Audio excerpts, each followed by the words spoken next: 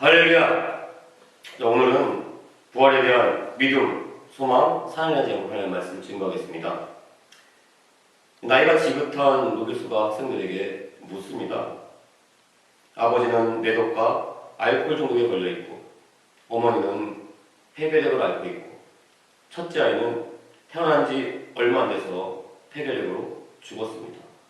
그런데 어머니는 지금 또다시 임신을 한 상태입니다. 어머니는 어떻게 할까요? 어떻게 해야 할까요? 한 학생이 손을 들고 대답합니다. 당연히 낙태를 해야 합니다. 노 교수는 그 학생을 보고 심각한 표정으로 단호하게 말합니다. 자네는 지금 베토벤을 죽였네. 자네가 지금 베토벤을 죽인 것입니다. 자, 이 노교수가 학생들에게 말하고자 하는 그 뜻, 그 진정한 의미는 과연 무엇일까요? 바로 생명에는 무한한 가능성이 있다는 사실입니다.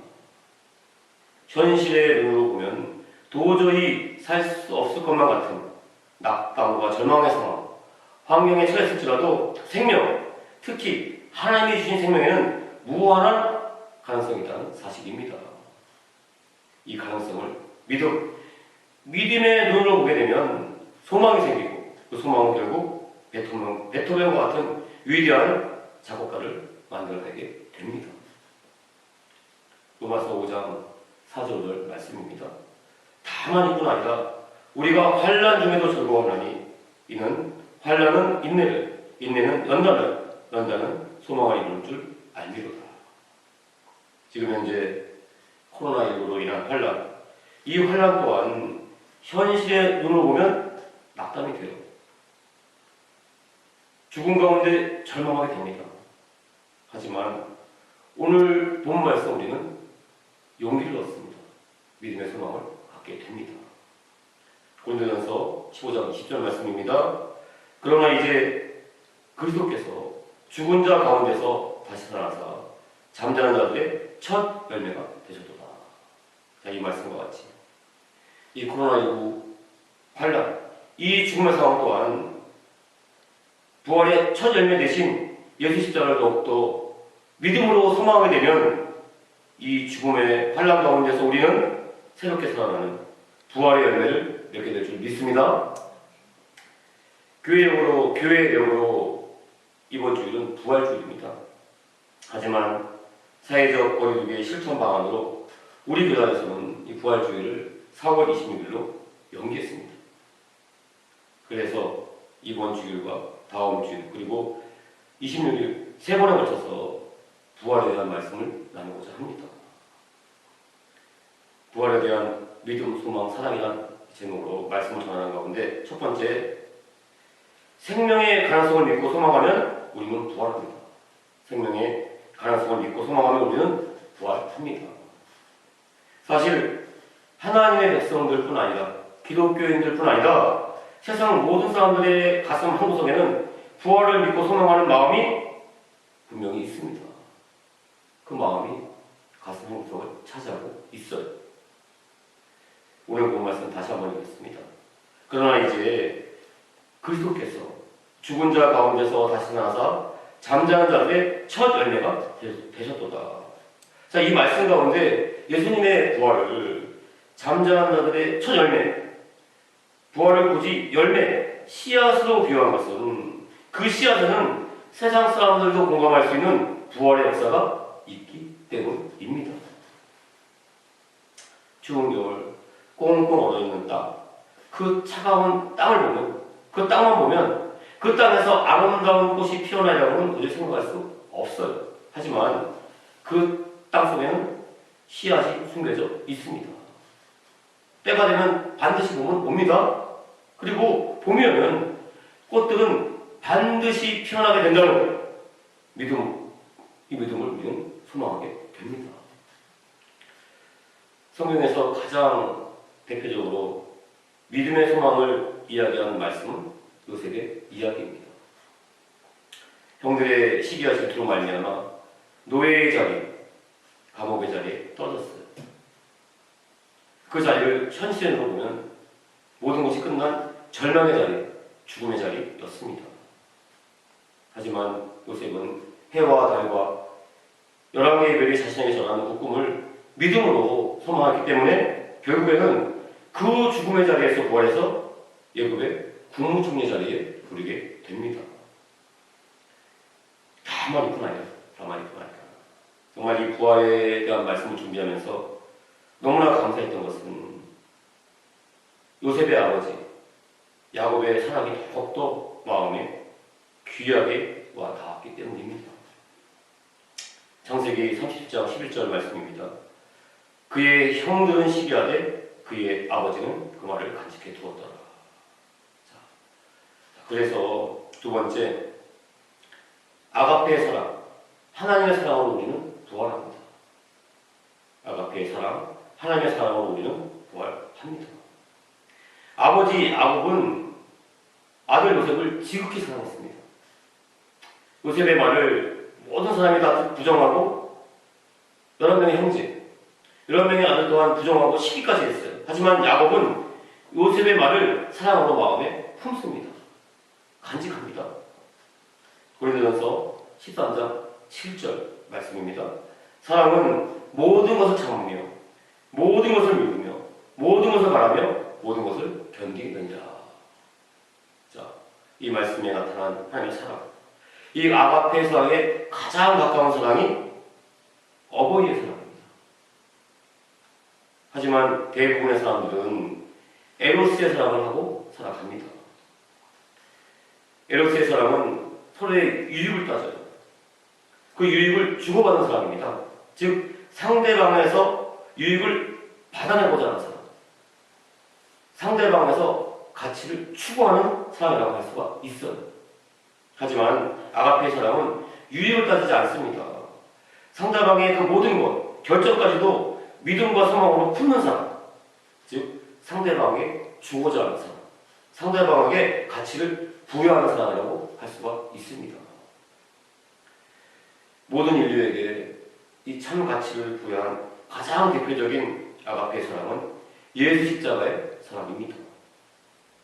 죽음의 십자가에서 그 죽음의 십자가에 자기 몸을 던진 예수님의 사랑으로 말미암아 우리는 부활의 첫 임해를 맺게 됐습니다. 죄와 사망의 권세 가운데 죽을 수밖에 없는 우리 인간을 위해서 우리 인간에게 구원의 가치를 부여한 그 십자가의 사랑으로 말미암아 우리는 부활해서 영원한 생명을 누리는 천국 백성이 될 줄 믿습니다. 자, 그래서 세 번째, 우리는 영원한 천국 백성으로 부활합니다. 우리는 영원한 천국 백성으로 부활합니다. 우리 신앙의 궁극적인 목적은 예수님 다시 오실 때 천국 하늘나라 백성이 되는 것입니다. 예수님 다시 오실 때 살아있는 자나 죽은 자나 모두 다 부활해서 새로운 모습으로 살아나는 거예요. 그런데 도대체 그 부활한 모습은, 영원한 모습은 어떤 모습일까요? 제 마음에 와닿지 않았어요. 그런데 하나님께서 깨달음을 주신 적이 있습니다. 이전에 드렸던 내용이에요. 하지만 다시 한 번 더 말씀드립니다. 그만큼 제가 여의도 순복음교회 그 새신자국에 있을 때 하나님께서 주셨던 큰 깨달음, 큰 은혜였기 때문입니다. 자, 당시 매주일마다 약 200명 정도의 새신자가 교회에 왔어요. 이 새신자분들을 위한 새신자 교육이 화요일, 목요일에 있었습니다. 이 새신자 교육실은 대성전 지하 1층에 있었고 바로 옆에 장애인 대교구도 있었어요.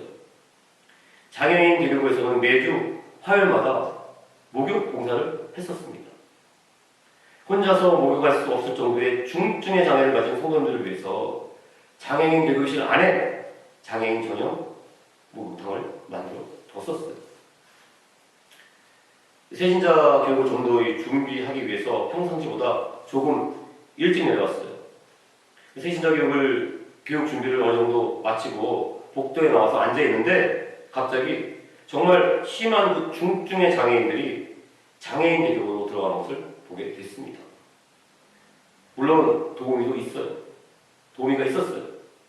하지만 대부분의 장애인들은 뒤틀린 몸을 끼우뚱 휘청휘청거리면서 줄을 지어 이 장애인 대교로 들어가는 그 모습에 저는 엄청난 충격을 받게 되고 또 그냥 멍하니 앉을 수밖에 없었습니다. 큰 충격을 받은 저는 새신자 교육실에 들어와서 하나님 앞에 기도할 수밖에 없었어요. 하나님 앞에 저도 모르게 따졌습니다. 하나님, 도대체 저 장애인들은 무슨 잘못을 했길래, 어떤 죄를 지었길래 저렇게 뒤틀리고 휘청거리는 모습으로만 살아야 합니까? 사랑의 하나님이시잖아요. 하나님은 사랑이시잖아요. 하고 저도 모르게 원망불평이 나왔어요. 자, 그런데 그때 갑자기 제 가슴을 쿵 하고 울리는 말씀이 있었습니다. 하지만 저들은 천국에 갑니다. 저들은 천국 백성이 된다. 지금은 비록 중증의 장애를 가진 모습으로 뒤틀리고 휘청거리는 인생이지만 그래도 예수 믿고 구원받았기 때문에 저들은 반드시 저들이 원하는 가장 아름다운 모습, 영원한 모습으로 부활한다. 굉장히 큰 믿음의 소망을 갖게 됐습니다. 그러면서 지금 이 세상 가운데 건강하고 아름다운 모습으로 자신을 자랑하는 사람들, 이 사람들 구원받지 못하면 지옥의 불통에 떨어져 뒤틀리고 휘청거리는 모습으로 영원토록 살 것이라는 생각 또한 번뜩 들었습니다. 말씀을 정리하면서 말씀의 결론을 맺겠습니다. 현실의 눈으로 볼 때 태어나서는 안 되는 베토벤이었어요. 하지만 베토벤은 믿음의 소망 가운데 태어났고 위대한 작곡가가 됩니다. 그러나 베토벤에게 또 다른 시련이 찾아옵니다. 차츰차츰 청력을 잃어가면서 결국에는 기머거리가 될 수밖에 없는 환란 가운데 놓이게 됩니다. 작곡가로서의 삶뿐 아니라 자신의 모든 인생도 끝나게 될 것만 같은 정말 이 절망 가운데 정원을 걷다가 베토벤은 문득 아주 작은 새소리를 듣게 됩니다. 삐삐삐삐.